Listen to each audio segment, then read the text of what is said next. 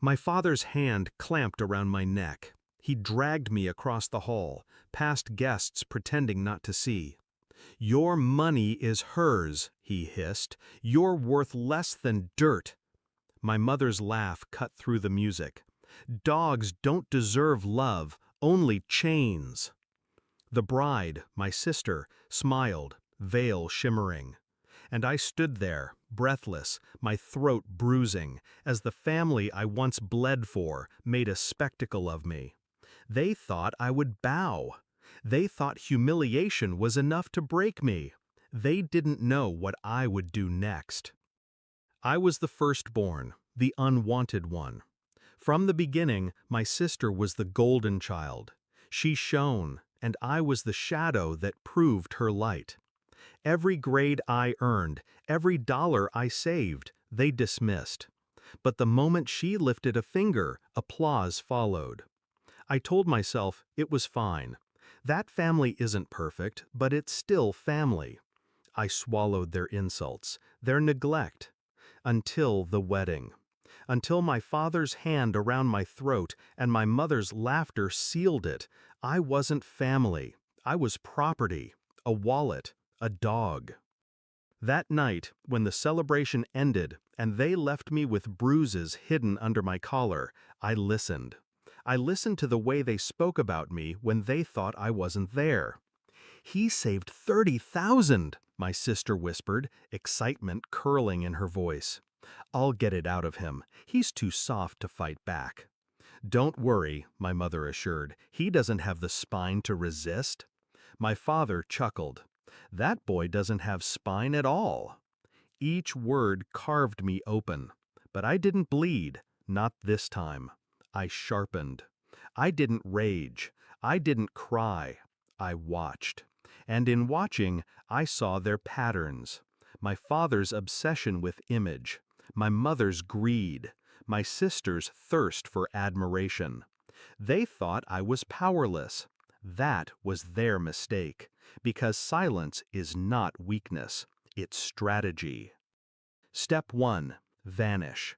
I moved in the shadows, transferring my savings into accounts they couldn't trace.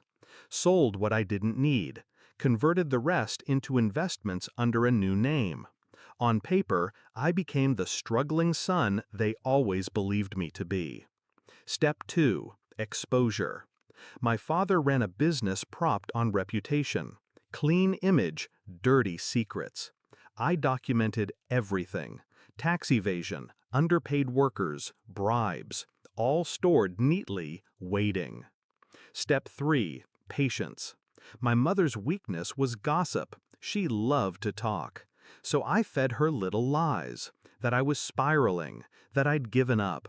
She believed it easily. And the more convinced she was of my despair, the less she suspected what I was building in silence.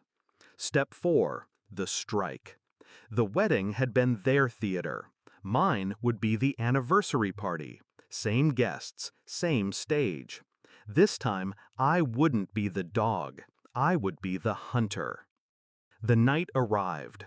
Golden lights, champagne towers, my father boasting, my mother preening, my sister glowing in jewels I once paid for. I stepped into the hall unnoticed, invisible, as always, perfect. Then the screen lit up. My voice filled the room, calm, cold. Ladies and gentlemen, tonight isn't only a celebration, it's a revelation. Faces turned. The first document appeared, a contract my father forged. Then tax records, then hidden accounts. One by one, their empire unraveled before the crowd. Gasps, whispers, phones recording. My father lunged for the stage. Too late. I turned the knife deeper. Footage of my mother laughing about charity money she pocketed. Texts from my sister bragging about bleeding me dry. The room wasn't festive anymore. It was Judgment Day. My father's face turned crimson. My mother's lips trembled. My sister's veil of perfection ripped in real time. I didn't scream. I didn't gloat. I just stood there, letting the evidence speak. And when the silence grew thick, I delivered the final cut. My savings? They're gone. Safe, untouchable. The only thing I have left to give you is truth, and tonight, everyone here knows it. Security escorted my father out first, fists clenched, powerless. My mother followed, her voice shrill, begging people to believe her lies. My sister collapsed in tears, mascara staining her cheeks, her prince of a husband staring at her like she was poison.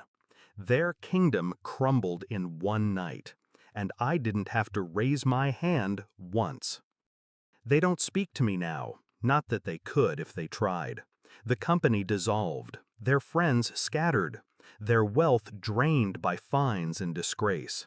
They live in a rented flat outside the city, arguing with the walls. My sister works 2 jobs, stripped of the admiration she once bathed in. And me? I sit in my own apartment, free. My money, mine. My silence, mine. My life, mine.